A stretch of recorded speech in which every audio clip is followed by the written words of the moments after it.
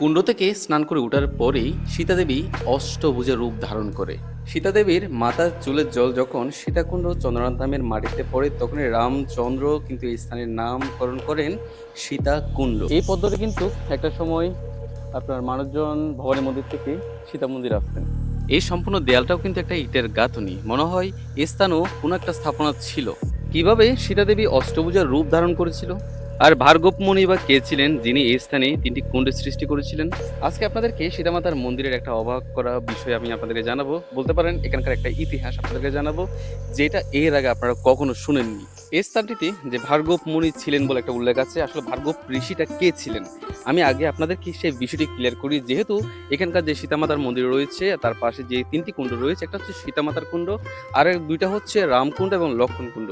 এই তিনটি কুণ্ড যে ভার্গব মুনি তৈরি করেছিলেন এবং কি ভার্গব মুনিটা কে ছিলেন এবং কি সে কিভাবে জানতে পারলো যে এই স্থানে রাম সীতা লক্ষণ আসবেন, তার আগেই কিন্তু এই কুণ্ডগুলো তিনি সৃষ্টি করে রেখেছিলেন। আমি এই বিষয়টা আপনাদের আগে ক্লিয়ার করি যে ভার্গব ঋষি আসলে কে ছিলেন।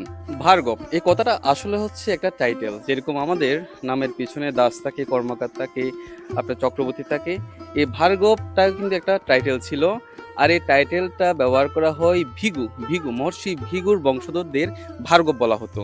আর ভিগুর সন্তান ছিল পরশুরামজি, আর সেই পরশুরামই কিন্তু ভার্গব রূপে আপনার চন্দ্রনাথ ধামে অবস্থান করেছিলেন। তাহলে একটা বিষয় বুঝতে পারছেন, সেটা হচ্ছে এখানে বর্তমানে যেখানে সীতামাতার মন্দির রয়েছে এই স্থানে মহর্ষি ভার্গব অর্থাৎ ভগবান পরশুরামজি অবস্থান করেছিলেন, বসবাস করেছিলেন। এই স্থানে তার একটা কুণ্ড অর্থাৎ গুহা ছিল বলে উল্লেখ রয়েছে, যদিও বা আমি অনেক আশেপাশে অনেক ঘুরেছি। এই গুহার কোনো হদিশ কিন্তু আমি কোথাও পাইনি। হয়তো বা আছে, অন্য কোথাও স্থানে আছে, যেটা খুঁজে বের করতে হয়তো বা সময় লাগতে পারে, হয়তো বা সেটা কোনো একটা কারণে এই কলিযুগে এসে গুপ্ত হয়ে রয়েছে। এই স্থানে যখন ভার্গব ঋষি অবস্থান করছিলেন তখন তিনি বিষ্ণুর আদেশে জানতে পারেন যে এই স্থান দিয়ে রাম সীতা লক্ষণ অতিবাহিত হবেন, অর্থাৎ এখান দিয়ে যাবেন। ওই কারণে তিনি এই স্থানে তিনটি কুণ্ডের সৃষ্টি করেন। দুটি হচ্ছে, একটা হচ্ছে রাম কুণ্ড, একটি হচ্ছে লক্ষণ কুণ্ড, আর একটি হচ্ছে সীতামাতার কুণ্ড, যেখানে তারা স্নান করেছিলেন। যখন সীতাদেবী এই কুণ্ড থেকে স্নান করে উপরে উঠেন, ওঠার পর তিনি অষ্টভুজা রূপ ধারণ করেন, অর্থাৎ সীতাদেবীর 8টি হাত তৈরি হয়ে যায় ওই সময়তে। তখন থেকে সীতাদেবীর নাম হয়ে যায় অষ্টভুজা সীতাদেবী, অর্থাৎ এই স্থানে সীতামাতাকে পূজা করা হয় অষ্টভুজার রূপে।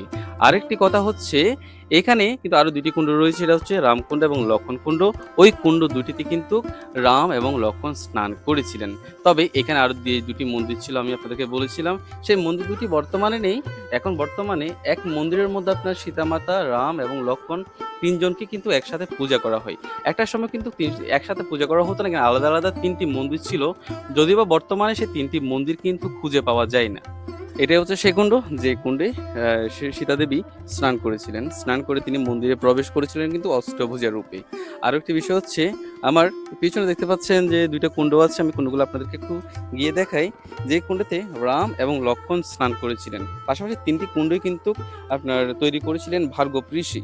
আর তিনি হচ্ছেন আসলে ভগবান পরশুরাম, যিনি ভার্গব রূপে এই স্থানে অবস্থান করেছিলেন। তবে এখন বর্তমানে আমার পেছনে দেখতে পাচ্ছেন যে সিঁড়িটা দেখতে পাচ্ছেন নিচের দিকে নামার উঠার, এটা কিন্তু একসময় ছিল না, এটি নতুন করে করা হয়েছে। ওই সময় কিন্তু এখানে আসার জন্য যে পথটি ছিল, সেই পথটি আমি আপনাদেরকে একটু দেখাবো। তার আগে আমি একটু রাম সীতা লক্ষণের, আপনার লক্ষণ এবং রামের সেই কুণ্ড দুটি একটু দেখাই। এটাই হচ্ছে রাম এবং লক্ষণ কুণ্ড। এই দুটি কুণ্ডে কিন্তু রাম লক্ষণ স্নান করেছিলেন।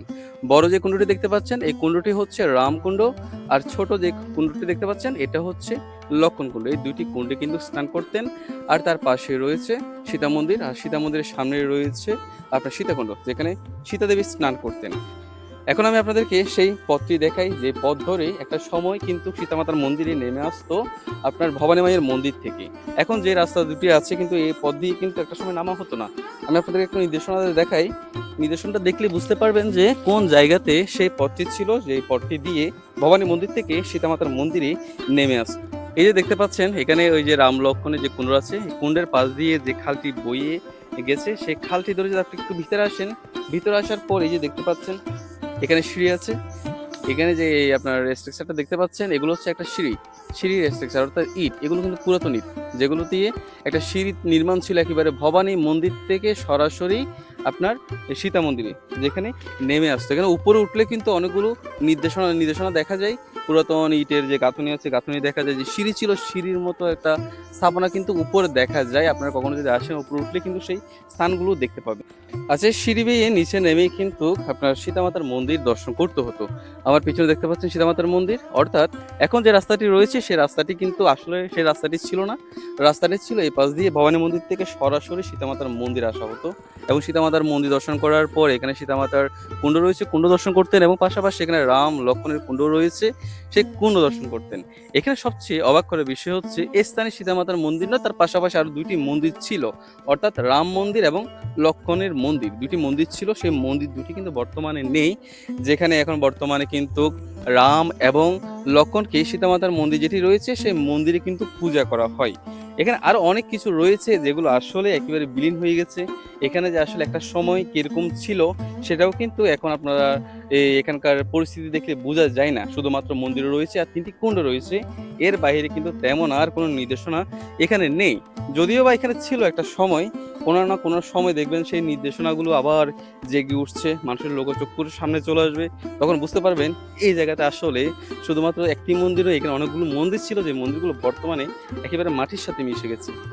সীতা মন্দিরের বর্তমান যে ডিজাইনটা দেখতে পাচ্ছেন, এই ডিজাইনটা কিন্তু আপনার ত্রিপুরার রাজা ধন্যমাণিক্যের তৈরি। যদিও বা এখন উপরে টাইলস করা হয়েছে, এটা জাস্ট সংরক্ষণের জন্য টাইলস করা হয়েছে।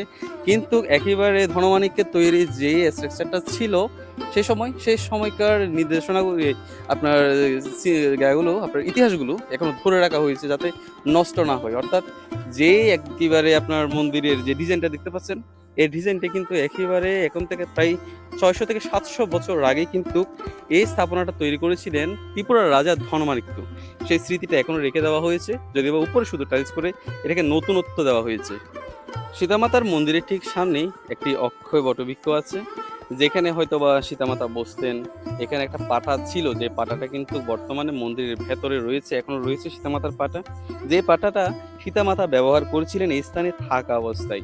এই যে বটবৃক্ষটি দেখতে পাচ্ছেন, এটা হচ্ছে অক্ষয় বটবৃক্ষ। যেই বটবৃক্ষের নিচে হয়তোবা সীতামাতা বসতেন, সেখানে বসে তিনি হয়তোবা ধ্যান সাধনা করতেন অথবা বিশ্রাম নিতেন, কিছু না কিছু হয়তো করতেন তিনি, যদিও বা সেটা একেবারে সঠিকভাবে জানা নেই। আর এটা হচ্ছে মন্দির, যেখান থেকে বের হয়ে এসে সীতামাতা স্থানে বসতেন। তার পাশেই কিন্তু একটা ঝর্ণা আছে, যে ঝর্ণার জল উপর থেকে নিচে বেয়ে এই খাল ধরে একেবারে বাহিরে চলে যেত। যখন বর্ষাকাল হয় তখন কিন্তু এই খাল দিয়ে, এই ঝর্ণা দিয়ে কিন্তু আপনার জল পড়ে প্রচুর পরিমাণে, যে জলগুলো আপনার সীতামাতার মন্দিরের পাশ ঘেঁষেই একেবারে বাহিরের দিকে চলে যায়। তো আপনারা বুঝতে পারলেন যে এই স্থানটির গুরুত্ব আমাদের সনাতন ধর্মের জন্য কতখানি। অবশ্যই যখন আপনারা সীতাকুণ্ড চন্দ্রনাথ ধামে আপনার মন্দির পরিদর্শন করতে আসবেন, অবশ্যই এই স্থানটিতে আসবেন, যে স্থানটিতে একটা সময় রাম, সীতা, লক্ষ্মণ একেবারে সচরণে কিন্তু এই স্থানে অবস্থান করেছিলেন, সশরীরে এই স্থানে অবস্থান করেছিলেন। আপনারা এসে সেই পূর্ণতা লাভ করবেন, যেহেতু এই স্থানটিতে আমাদের ভগবান রামচন্দ্র এসেছিলেন। আর এই স্থানটিতে আসা কতটা পুণ্যের, সেটা অবশ্যই আপনারা বুঝতে পারছেন। আর আপনাদের কাছে অনুরোধ থাকবে, ভিডিওটি অবশ্যই শেয়ার করে দিন, মানুষের জানতে পারুক এই স্থানের ইতিহাস এবং এই স্থানের গুরুত্ব আমাদের সনাতন ধর্মের জন্য কতখানি। অবশ্যই আপনাদের বন্ধু বান্ধবদের জানিয়ে দিন। আর যারা যারা এই কুণ্ডে এসে এই কুণ্ড দর্শন করেছেন, অবশ্যই কমেন্ট করে জানাবেন যে এই স্থানে এসে আপনারা এই কাহিনীটি এর আগে কখনো শুনতে পেরেছেন কিনা। হর হর মহাদেব, জয় মা ভবানী।